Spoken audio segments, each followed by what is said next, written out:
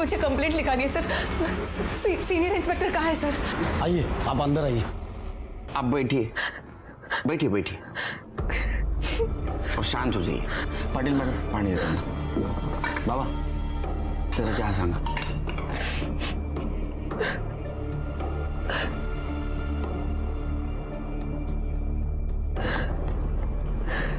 बोलिए। सर मुझे बहुत डर लग रहा है सर। उसने मुझे किडनैप करके 3 महीने अपने घर में बंद रखा सर। बहुत मुश्किल से निकली हूं मैं आज। किसने किया ये? सर मेरे पति योगेश, हमारा सेपरेशन हो चुका है। लेकिन आपके पति ये सब क्यों करेंगे? सर बहुत लंबी कहानी है। नहीं बताइए आप। सर मैं दिल्ली से हूँ। मेरी फैमिली और योगेश की फैमिली दोनों एस्ट्रोलॉजी में थे।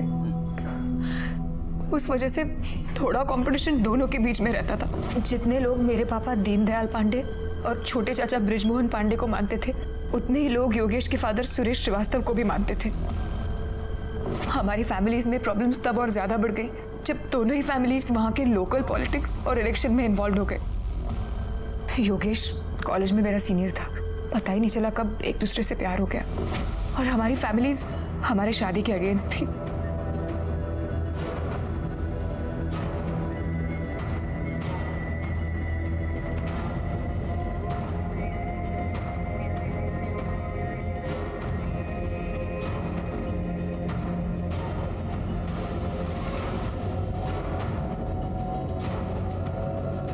बहुत तपस्या की है मैंने अपने बेटे के लिए, उसका फल उसने मुझे ये दिया है। बहुत प्यारी बहू ढूंढी है इसने मेरे लिए। आपका बेटा भी कम नहीं है। मुबारक हो, मुबारक हो। सब मान गए थे और ये डील हुई थी कि अब दोनों फैमिलीज भी पॉलिटिक्स के लिए एक दूसरे को क्रॉस नहीं करेंगी। और 2 महीने बाद ही हमारी एंगेजमेंट हो गई और फिर शादी। लेकिन पापा और ससुर जी ज्यादा दिन तक अपनी बात पर टिके नहीं रह सके। शायद 6 महीने बाद फिर से पॉलिटिक्स के कारण उन दोनों के बीच में पंगे शुरू हो गए। आपने मुझे बेवकूफ समझ के रखा है क्या? आप खुद तो इलेक्शन में खड़े नहीं हुए हैं, अपने चेले को इलेक्शन में खड़ा कर दिए। मेरी भी आंखें खुली हुई है। मुझे क्या पता नहीं आप शर्मा के ऊपर पैसे लगा रहे? मैंने वही किया है जो आपने किया है। मैंने ऐसा कुछ भी नहीं किया है, समझे तुम? और उनके पॉलिटिक्स के बीच की लड़ाई हमारे बेडरूम तक पहुंच गई। तुम्हारे पापा ने जो भी किया ना, अच्छा नहीं किया। अच्छा, मेरे पापा जो भी करते हैं खुलकर करते हैं। तुम्हारे पापा की तरह दोगले नहीं है। How dare you! मैं अपने मायके चली गई, होने वाले हादसे से बिल्कुल बेखबर।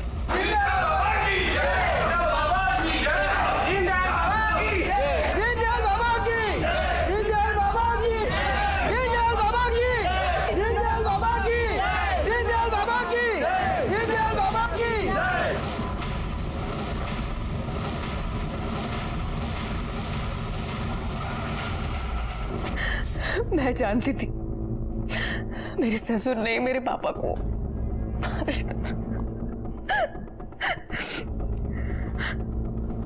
मेरे चाचा जी मेरे लिए बहुत कंसर्न थे, इसलिए उनके कहने पर मैं मुंबई शिफ्ट हो गई।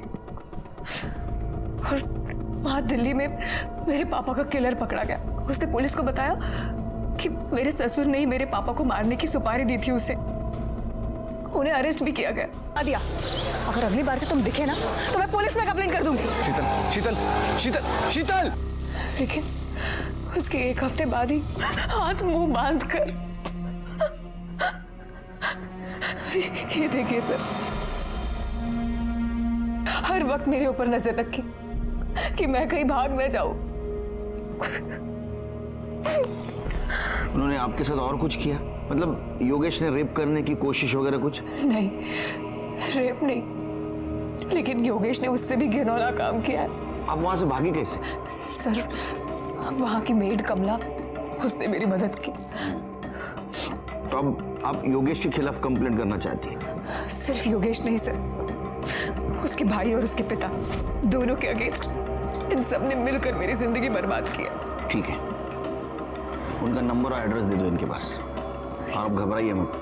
अगर उन्होंने कुछ गलत काम किया है तो उनको सजा जरूर मिलेगी।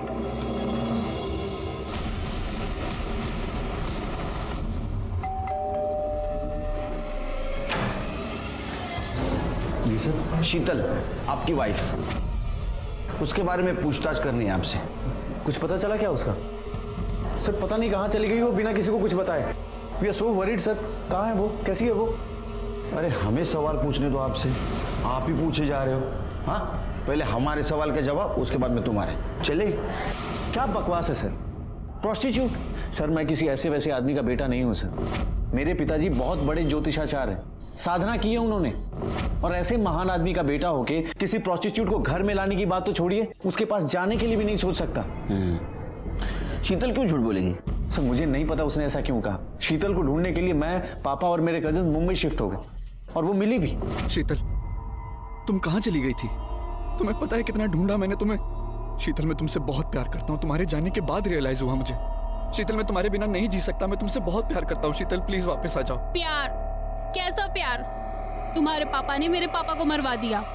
अगर आइंदा से तुम दिखे तो मैं पुलिस पे कंप्लेंट कर दूंगी। शीतल प्लीज, मैं मेरी तरफ देखो। देखो मैं बिल्कुल बदल जाऊंगा। तुम मुझे एक चांस दो प्लीज। कम बैक, एक बार वापस आ जाओ। शीतल देखो, मैं हाथ जोड़ता हूँ तुम्हारे। मैं प्लीज मान जाओ। प्लीज वापस आ जाओ प्लीज। ठीक है। उसने मुझे माफ कर दिया और 3 महीने पहले हम यहाँ शिफ्ट हो गए। पर एक दिन वो अचानक से गायब हो गई। सर मैं सच कहूँ तो इन सब के पीछे उसके चाचा ब्रिजमोहन का हाथ है। बहुत ही घटिया आदमी है सर। भड़काता था शीतल को। सर उसने तो हमारे ऊपर जानलेवा हमला भी किया।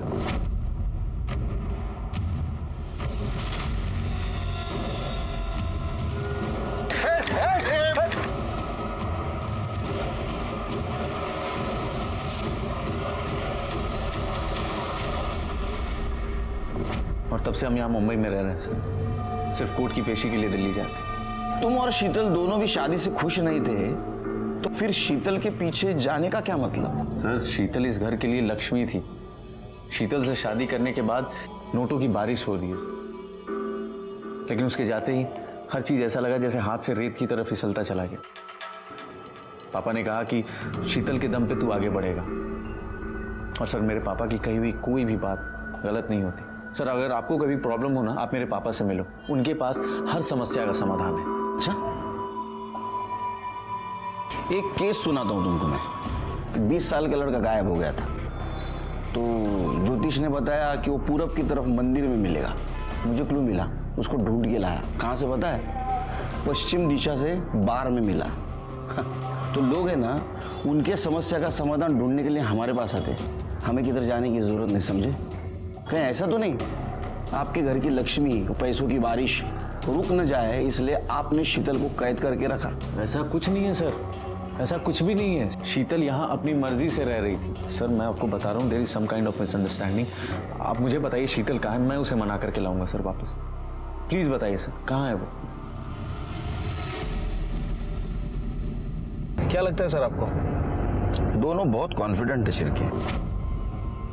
ऐसा लगता है दोनों सच बोल रहे हैं। लेकिन सर पता कैसे करेंगे कि कौन सच बोल रहा है और कौन झूठ? कोई तो होगा जो हमें सच बताएगा। वहां की मेड कमला, उसने मेरी मदद की। अरे उसकी मेड कमला? साहब मैंने कुछ गलत काम नहीं किया साहब, मेरे को जाने दो। अरे हमने कहा आपने कुछ गलत किया है? हा? जो कुछ भी सच है बता दो। उस घर में मैं 15 दिन से काम कर रही थी साहब। वहाँ एक रूम था साहब, वहाँ मेरे को जाने को ही नहीं देते थे। ओ योगेश सर हमेशा मना करते थे। और उस रूम से किसी की आवाज आती थी साहब, मैंने सुनी कई बार।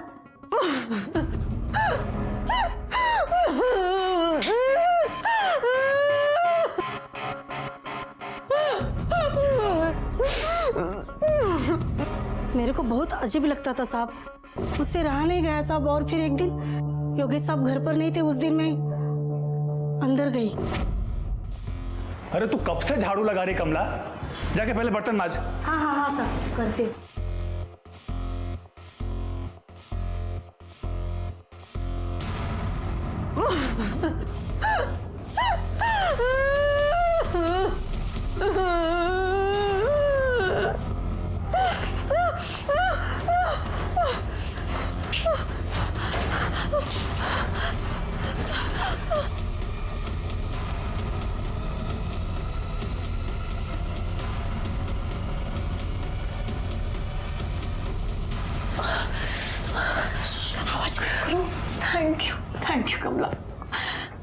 तुम्हारा ये एहसान कभी नहीं भूलूंगी। फिर अपना काम करके वहाँ से निकल गई साहब मैं।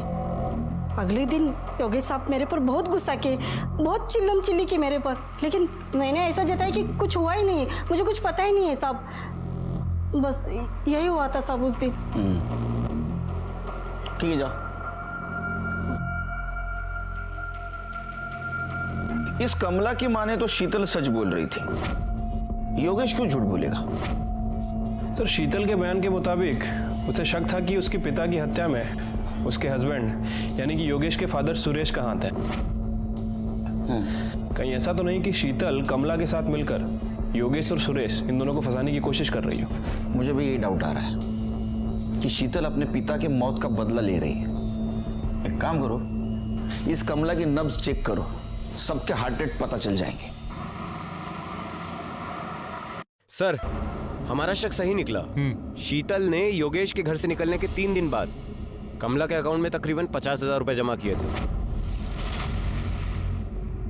अच्छा? हाँ सर, और एक और इम्पोर्टेंट बात, खबरी ने बताया कि कमला ने किसी तरह का लोन ले रखा था। वो लोन की रकम उसने इन्हीं पैसों से चुकाई है। बुलाओ शीतल और कमला को, अब देखते हैं नई क्या कहानी सुनाते हैं। ठीक है सर। अरे मेरी चाय। अरे ये ठंडी हो गई सर, दूसरी भेजता हूँ। अरे शिरके, इसको कोई और पगार दे रहा है शायद। तो हमें झूठी कहानी सुनाने के लिए शीतल जी ने तुमको 50,000 रुपए दिए थे और इसलिए तुमने योगेश पे शक डाला। साहब, मैंने शीतल मैडम से पैसे लिए हैं उस साहूकार को देने के लिए। मैं खोटं नाही बोलत आहे साहेब। नहीं, तुम्ही खोटं बोललाच नाही, तुम्हाला खोटं बोलवलं गेलं। करेक्ट? सर, आप गलत समझ रहे हैं। सर, वहां से निकलने के लिए कमला ने ही मेरी मदद की थी। एटलीस्ट मैं इसके लिए इतना तो कर सकती थी ना।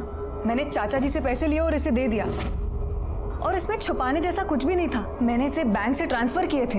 लेकिन आपके पति का तो कुछ और कहना है। उनका कहना ऐसा है कि आप आपके मर्जी से वहां रह रही थी उनके साथ, और वो भी यही चाहते थे कि तुम्हारी मैरिड लाइफ पहले जैसी हो, स्मूथ। उसके तो खून में ही झूठ और मक्कारी है। सच तो यह है सर कि उसने मुझे किडनैप किया, मुझे तकलीफ दी, मुझे टॉर्चर किया। साहब, मैं बिल्कुल सच बोल रही हूँ साहब। मेरे को ना इस लफड़े में ही नहीं पड़ने का है। मेरे को जाने दो ना साहब।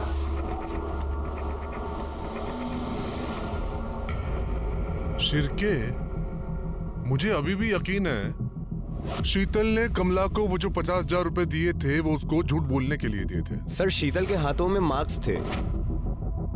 ऐसा देखकर लगता है कि उसे रस्सियों से बांध कर रखा गया था। हो सकता है उसने खुद को बांधा हो ताकि अपनी स्टोरी प्रूव कर सके, लेकिन उसका मोटिव मेरी समझ में नहीं आ रहा है शिरके। सर, अगर ऐसी बात है तो फिर मोटिव ही क्लियर है, अपने पिता की मौत का बदला लेना।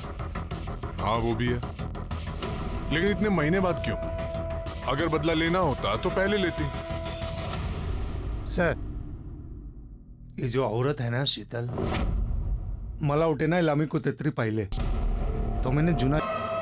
नमस्कार, दिशा उपाध्याय? नहीं, शीतल श्रीवास्तव। अच्छा, मैं किससे बात कर सकता हूँ, दिशा से या शीतल से? मैं अंदर आ सकता हूँ? Thank you. आओ शिरके। दिशा कौन है? साहब, आपने कंप्लेंट लिखवाई थी ना दिशा के मिसिंग की, लेकिन दिशा तो मिसिंग हुई नहीं थी। अरे सर, यही तो है दिशा। तो वही बोल रहा हूँ, दिशा ये है, ये मिसिंग थी ही नहीं, ये अपने पति के घर में ही रह रही थी, शीतल श्रीवास्तव नाम से। कुछ भी बोले जा रहे हैं आप बोलेंगे क्या सच है? दिशा, ये अगर तुमने एक बार भी बोल दिया होता ना कि ये सब झूठ है, तो मैं तुम्हारे इस झूठ को भी सच मान लेता। मंदार, अब तो बताइए सच क्या है? सर, मैंने मंदार से झूठ बोला, लेकिन मैं शीतल से दिशा किसी को धोखा देने के लिए नहीं बनी थी। वो मेरे अंकल ने कहा था मुझसे कि तुम नाम बदल दो ताकि योगेश मुझे ढूंढ ना सके। मैं मंदार से बहुत प्यार करती हूँ। सब कुछ खत्म हो गया, सब कुछ। Thanks to you. शीतल और योगेश का ये उलझा हुआ केस खत्म हो चुका था, क्योंकि ना तो शीतल योगेश के खिलाफ कुछ सबूत दे पा रही थी, ना तो हमारे इन्वेस्टिगेशन में कुछ मिल रहा था। और वैसे भी शीतल का कैरेक्टर थोड़ा सा डाउटफुल ही था, इसलिए हमें लगा कि अब ये केस खत्म हो चुका है। लेकिन इस केस का अंत इतना भयानक होगा ये हमने भी नहीं सोचा था। फिर के फायर यहां से हुआ, 1 2 तीसरा फायर इधर, यहां लग के राहुल को लगे। सर यहाँ कुछ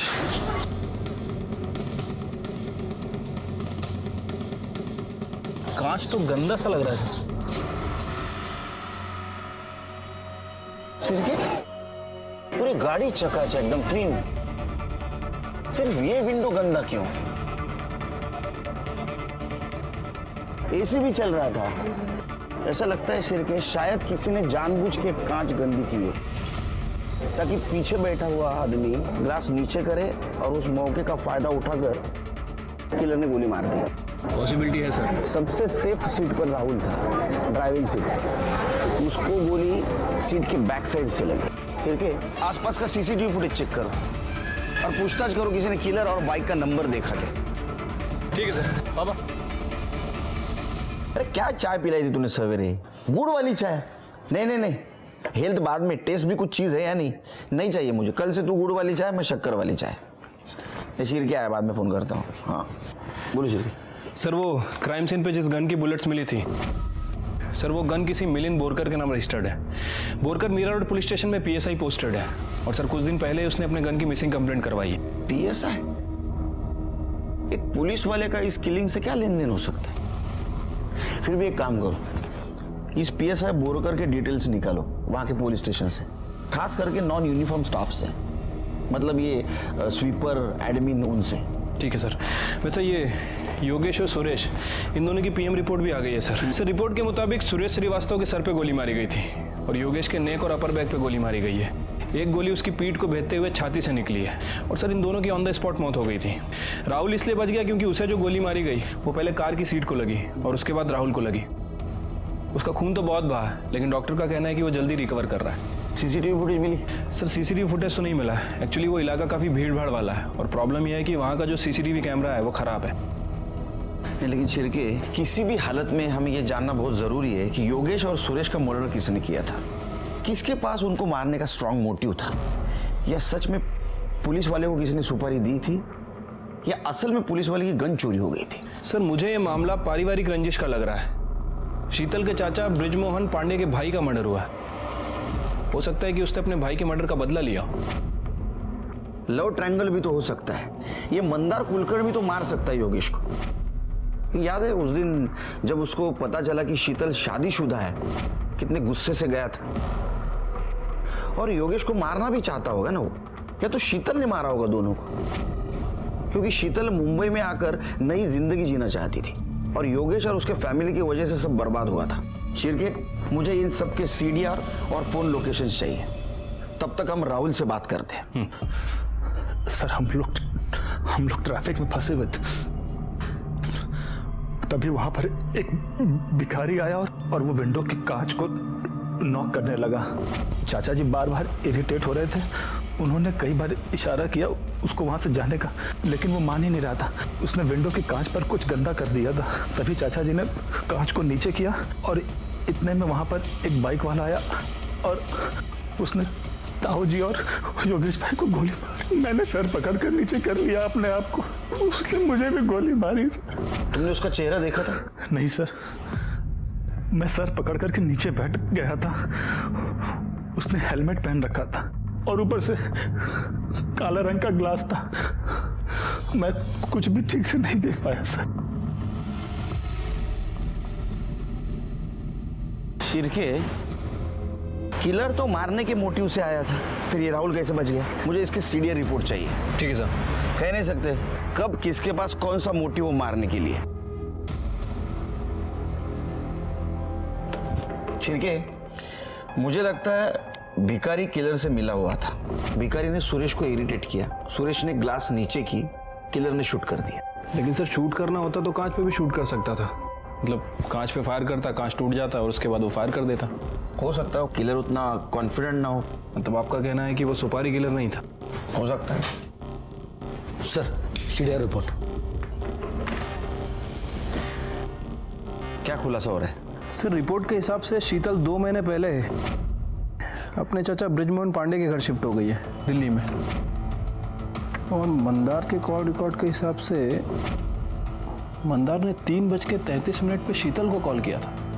मतलब जब योगेश और सुरेश पे हमला हुआ उसके 5 मिनट बाद। शिरके, मंदार ने जब कॉल किया था उस वक्त उसकी फोन लोकेशन क्या थी, पता करो। ठीक है sir. Sir Mira Road police station से आपको मिलने एक क्लर्क आया है। कौन है? कोई अखिल यादव है। भेज दो। सर मेरा नाम अखिल यादव है सर। सर मैं मीरा रोड पुलिस थाने में क्लर्क हूँ सर। सर देखो मेरे को किसी लफड़े में नहीं पड़ना है सर, लेकिन आप लोगों के आदमी वहाँ पे पूछताछ कर रहे थे तो मेरे को लगा मैं आपको बता दूँ। बिल्कुल टेंशन मतलब बिंदास बोलो। सर वो अपने PSI बोरकर सर है ना सर, उनकी गन चोरी हुई थी। नहीं वो तो हमें भी पता है, लेकिन सर वो गन दोबारा मिली बट दूसरे PSI के ड्रॉर में। सर मैं क्या बोल रहा हूँ सर, वो आदमी ठीक नहीं है सर।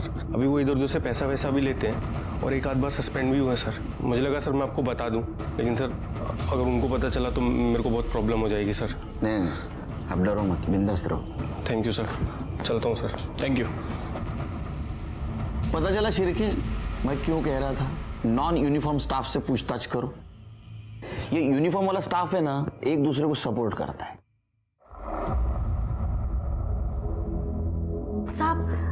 साहेब मला काहीतरी सांगायचंय तुम्हाला। बोला।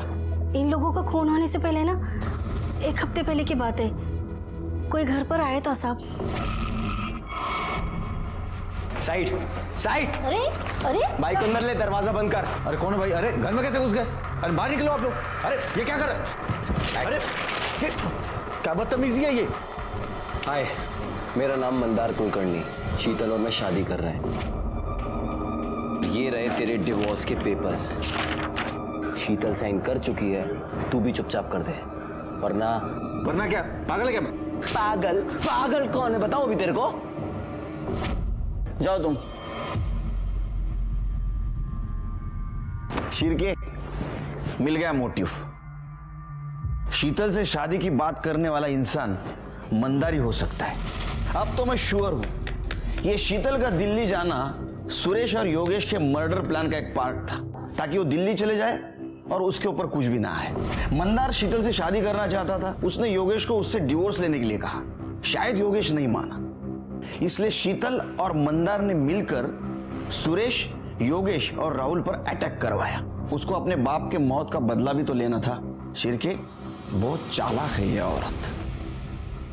उसने इस काम में मंदार का यूज किया। सर मंदार की कॉल लोकेशन आ गई। शिरके, इसके अकॉर्डिंग मंदार भी उसी टाइमलाइन पर ट्रैवल कर रहा था जिस पर ये तीनों योगेश, सुरेश और राहुल ट्रैवल कर रहे थे। मतलब पहले वो घर से निकला, योगेश के घर तक गया और बाद में उसने इन तीनों का पीछा किया। उठा के लाओ उसको। सर मैंने पता किया, वो मिसिंग है। मिसिंग है? खोद के ढूंढ के लाओ, रिजल्ट चाहिए मेरे को।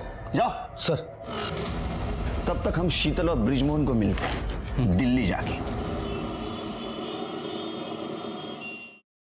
बैठिए इंस्पेक्टर साहब। बैठिए। बताइए कैसे तशरीफ लाना हुआ? वैसे आपको आपकी जानकारी के लिए बता, भाई का मर्डर होगा तो खून तो खौलेगा। मेरा भी खौला था। सुपारी दी थी मैंने मारने की, अगर मेरे भगवान ने मुझे ये पाप करने से बचा लिया। वो शूटर, उसकी बंदूक एन मौके पे जाम हो गई थी। आपकी इस बात पे यकीन क्यों करें हम? मत कीजिए, आप सबूत ढूंढिए इंस्पेक्टर साहब मेरे खिलाफ और उठाकर जेल में बंद कर दीजिए। ये इन लोगों को दिल्ली वाले पुलिस पर यकीन नहीं है क्या, जो यहाँ पूछताछ करने चले आ गए? यकीन तो करना सिखाया ने हमें। चलो आपसे सवाल पूछता हूं, आपने योगेश और सुरेश को मारने की कोशिश की? क्योंकि आपके पास तो मोटिव था। हाँ, मोटिव था, पर मेरा भी जवाब वही है। आपके पास सबूत है क्या? देखिए, लॉ मैंने भी पढ़ी है। आपके पास मेरे और चाचा जी के खिलाफ एक भी सबूत नहीं है। सबूत नहीं भी है और है भी। चलो एक बात बताइए, मर्डर होने के 5 मिनट बाद मंदार ने आपको क्यों कॉल किया था? वो भी उसी जगह से जहां मर्डर हुआ था। मंदार ने मर्डर किया या किसी शूटर से करवाया या शूटर आपने भेजा?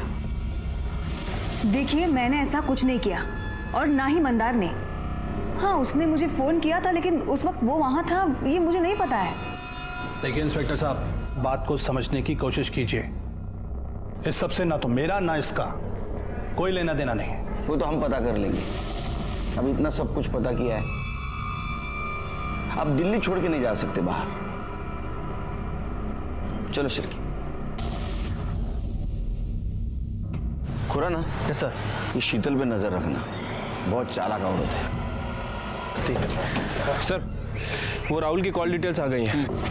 सर डिटेल्स के हिसाब से राहुल दिल्ली में किसी सक्षम के टच में था और सर मर्डर के आधे घंटे पहले इन दोनों ने आपस में बात भी की थी। इंटरेस्टिंग।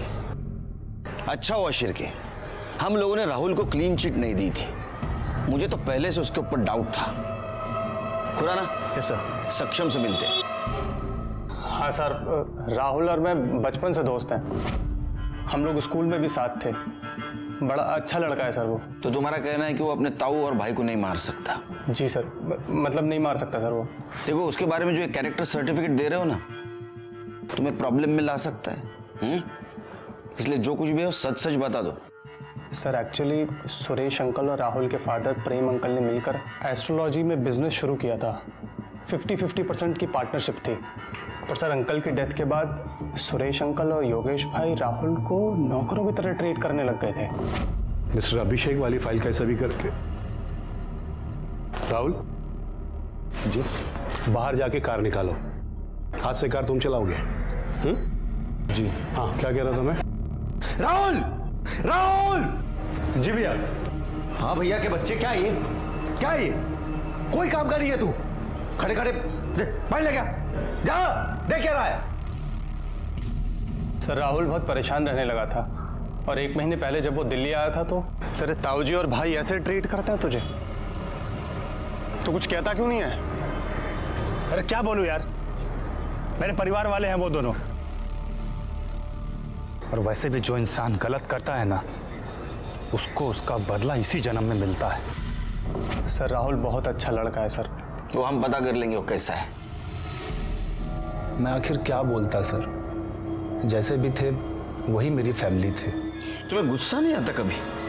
सर आता था, लेकिन मैं क्या कर लेता। नहीं, अक्सर आदमी गुस्से में गलत कदम उठा देता है। ऐसा भी तो हो सकता है तुमने किसी अपने दोस्त को या सुपारी किलर को बोला हो तुम्हें गोली मारने के लिए, ताकि किसी को तुम पे शक ना है।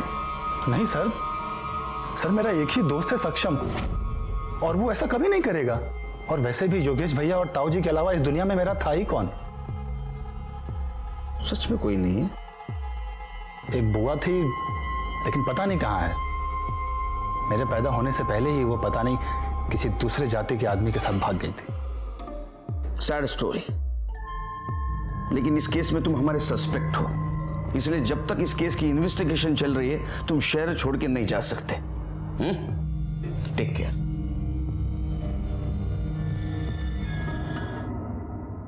शिरके सर, इसके ऊपर नजर रखो। हाँ ठीक है। ओके ओके सर, वो PSI बोरकर आ गया, इंतजार कर रहा है पुलिस स्टेशन में। सर मेरा यकीन मानिए, मुझे नहीं पता मेरी गन कैसे गायब हो गई और कुछ दिन बाद दूसरे PSI प्रकाश माने के ड्रॉवर में कैसे मिली। सर तुम्हारे ऊपर केस चल रही है, हाँ इंक्वायरी चल रही है, तुम्हारे ऊपर यकीन कैसे करूं मैं? इंक्वायरी चल रही है सर, अब तक कुछ साबित नहीं हुआ। प्लीज सर, मैंने कुछ नहीं किया। तुम्हारी गन कैसे गायब हो गई? पता नहीं सर, मैंने गन ड्रॉवर में रखी थी और मैं टॉयलेट गया। जब वापस आया तो गन वहां पे नहीं थी और कुछ दिन बाद दूसरे PSI प्रकाश माने उनके ड्रॉवर में मिली। सर हमारे सीनियर्स प्रकाश माने से पूछताछ कर रहे हैं, लेकिन उसे भी कुछ नहीं पता। आप चाहे तो प्रकाश माने की इंक्वायरी कर सकते हो। नहीं, वो हम देखेंगे क्या करना है क्या नहीं। तुम्हारी गन गायब हो गई, दूसरे दिन कहाँ थे तुम? सर गन गायब होने की वजह से मुझे सस्पेंड कर दिया था। मेरा मूड बहुत खराब था, इसलिए मैं घर पे ही था। अरे शिरके, ये PSI बोरकर है ना, ये बिल्डरों को फोन करता था पैसों के लिए।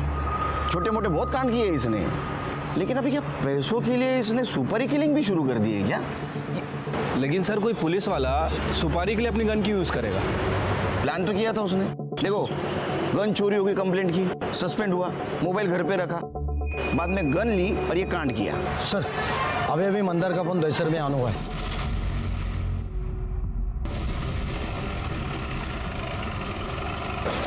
सर मैंने इंक्वायरी की है, मंदार यहाँ पिछले 10 दिनों से रह रहा है। कौन सा फ्लोर? 3rd फ्लोर से।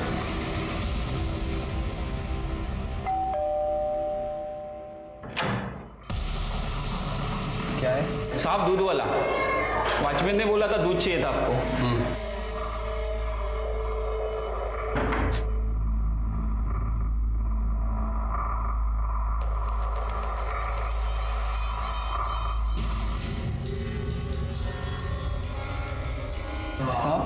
हम भी चाय पियेंगे।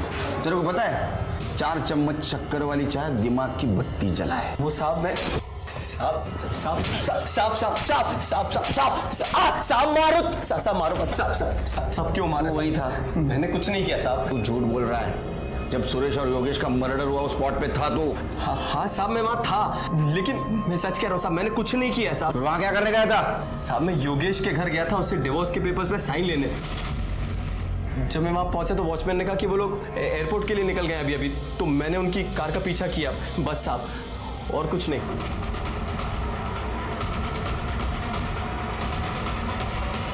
तो मैं अपनी कार से उतरकर उनकी कार की तरफ गया।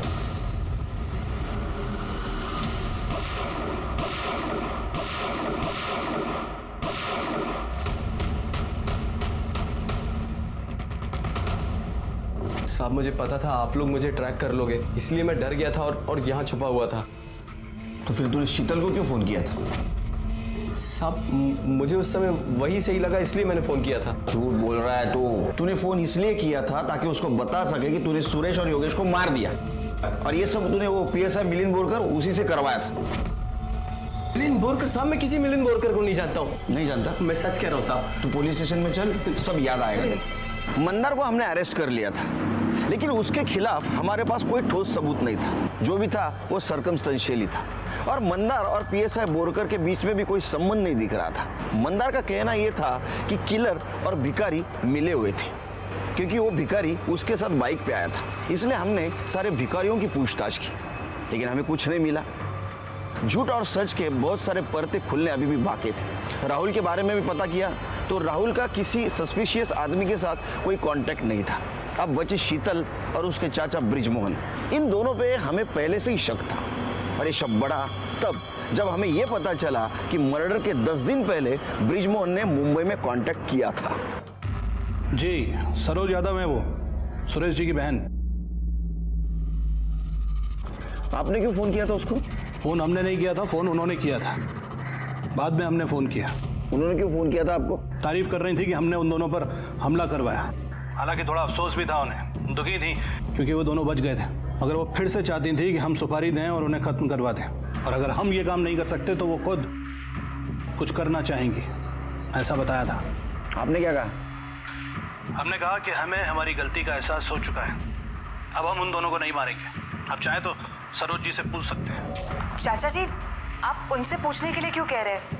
पहले ही इतना सहा है उन्होंने। एक मिनट, आपको हमदर्दी है उनसे?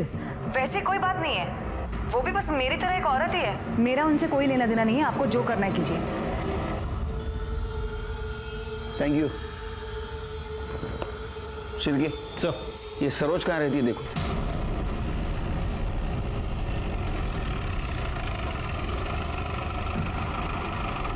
हाँ, मैं सुरेश को मरवाना चाहती थी। 25 साल पहले उन्होंने आपकी शादी को मना किया था, लेकिन उसका गुस्सा अभी भी आपके मन में है। क्योंकि मैं उनकी अकेली बहन थी। प्रेम और सुरेश ने सब कुछ मेरा छीन लिया। वो लोग महल में रहते हैं, मुझे देखो मैं कहाँ रहती हूँ। 5 साल पहले मेरे पति का निधन हो गया। प्रेम तो अपनी मौत मर गया, लेकिन सुरेश को मैं मरवाना चाहती थी। आपने किलर को कांटेक्ट कैसे किया? मेरे पास इतने पैसे का कि मैं किसी को सुपारी दे सकूं। फिर मैंने अपना मन बदल लिया, क्योंकि मेरे पास तो जहर खाने के भी पैसे नहीं। आपकी अगर ये हालत है तो आपका गुजारा कैसा होता है? मेरे पति की सरकारी नौकरी थी। मेरे पति के मरने के बाद वो नौकरी मेरे बेटे को मिल गई, बस उसी से हमारा गुजारा होता है। लेकिन सच कहूं साहब, जिस किसी ने भी उसको मारा है ना, इस माँ के दिल से उसके लिए दुआएं निकलती है।